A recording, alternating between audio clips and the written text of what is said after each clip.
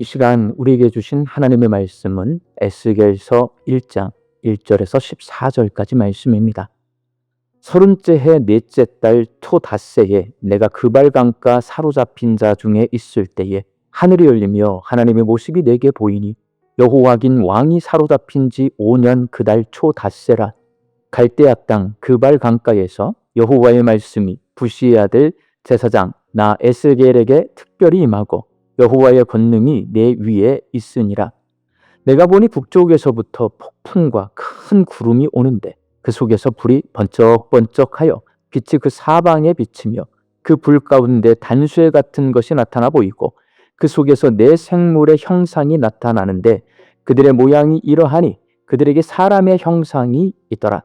그들에게 각각 네 얼굴과 네 날개가 있고 그들의 다리는 곧은 다리요 그들의 발바닥은 송아지 발바닥 같고 광낸 구리같이 빛나며 그 사방 날개 밑에는 각각 사람의 손이 있더라.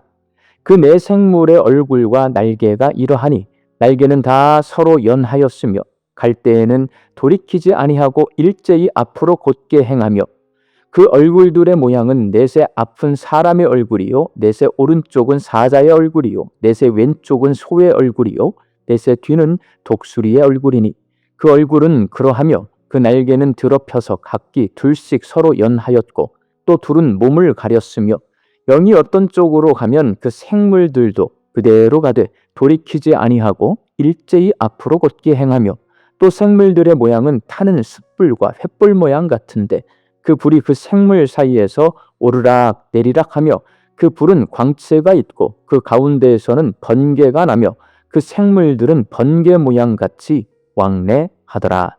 아멘. 에스겔 선지자는 남유다 사람입니다. 주전 586년에 남유다가 바벨론에게 멸망하기까지 세 차례에 걸쳐 포로로 잡혀갔습니다.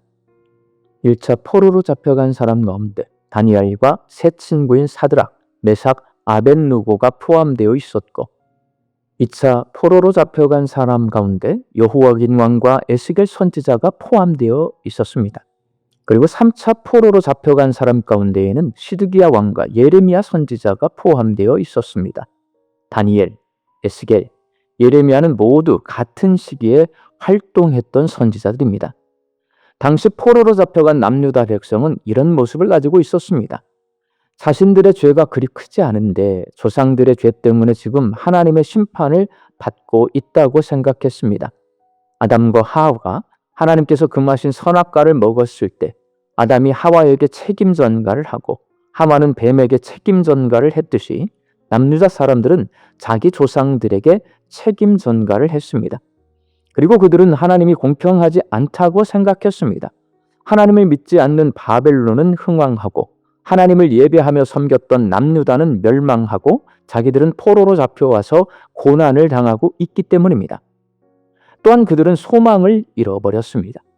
바벨론 군대에게 예루살렘이 철저히 함락당했고 바벨론의 힘이 워낙 강해서 다시 예루살렘으로 돌아갈 수 없다고 생각했습니다. 그런 상황 속에서 하나님은 바벨론 포로로 잡혀온 에스겔을 선지자로 부르셨습니다. 본문 1절 말씀입니다. 30째 해 넷째 달 초닷새에 내가 그발 강가 사로잡힌 자 중에 있을 때에 하늘이 열리며 하나님의 모습이 내게 보이니.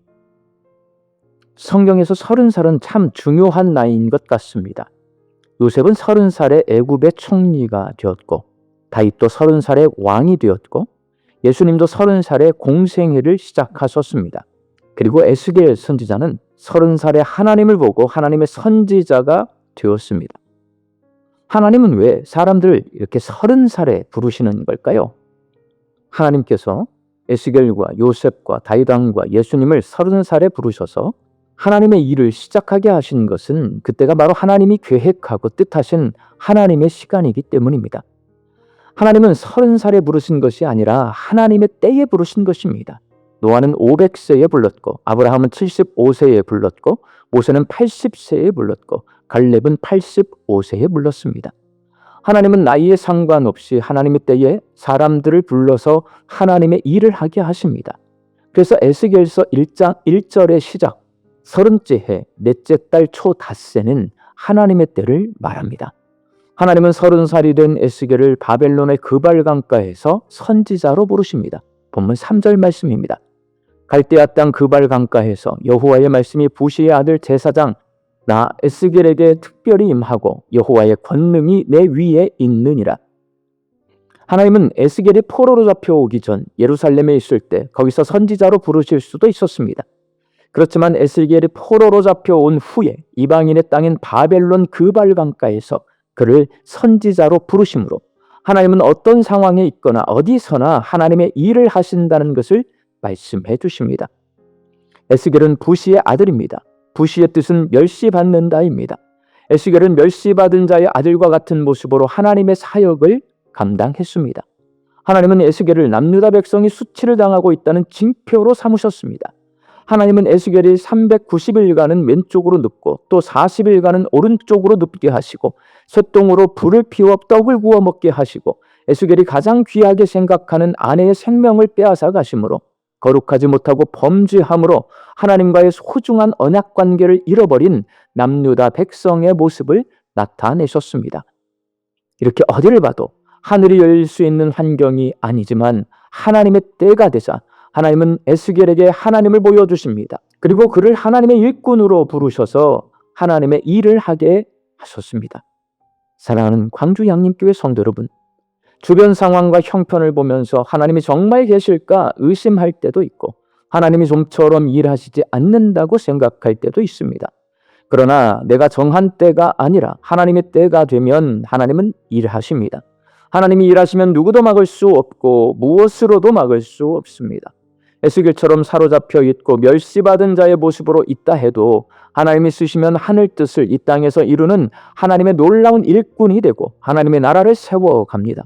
우리 광주 양림교회 성도들이 하나님께서 부르셔서 사용할 수 있도록 거룩한 삶을 살아가고 하나님께서 나를 부르실 때에 순종함으로 화답해서 이 땅에서 하나님의 뜻을 이루어가는 성도들이 되시기를 예수님의 이름으로 축원합니다. 함께 기도하겠습니다. 내 상황과 형편과 처지를 생각하지 않고 하나님의 뜻과 하나님의 계획을 바라볼 수 있게 하여 주시옵소서. 주께서 어느 때든지 나를 부르시면 하나님의 일을 감당할 수 있도록 거룩하고 경건한 삶을 살게 하여 주시옵시고 주께서 나를 부르실 때 순종함으로 화답하며 맡겨주신 일들을 이 땅에서 감당하여서 부족하고 연약함이 많은 저희들의 모습이지만 하나님의 일들을 해내는 주의 백성으로 살게 하여 주옵소서. 말씀 듣고 세상을 향해 나아갑니다. 우리 양림교 모든 성도들을 무더위로부터 집중호우로부터 안전하게 지켜 주시옵소서.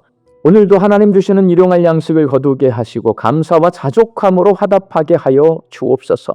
흩어져 살고 있는 내 가족과 자녀들의 안전과 건강을 위하여 간절히 기도합니다. 하나님, 이 여름철에 우리 자녀와 가족들이 하나님을 의지하고 하나님의 도우심 가운데 살아가게 하여 주시옵소서. 육신 연약해서 낫기를 간구하는 환우들이 있습니다. 예수님의 능력으로 치유함을 얻게 하여 주시고 오랜 시간 침상에 누워 계시는 장기 환우들과 어르신들이 천국 소망 붙들고 오늘 이 하루를 살게 하여 주옵시며 애쓰고 힘써서 돌보는 가족들 위에 새 힘을 더하여 주옵소서. 예수님의 이름으로 기도하옵나이다. 아멘.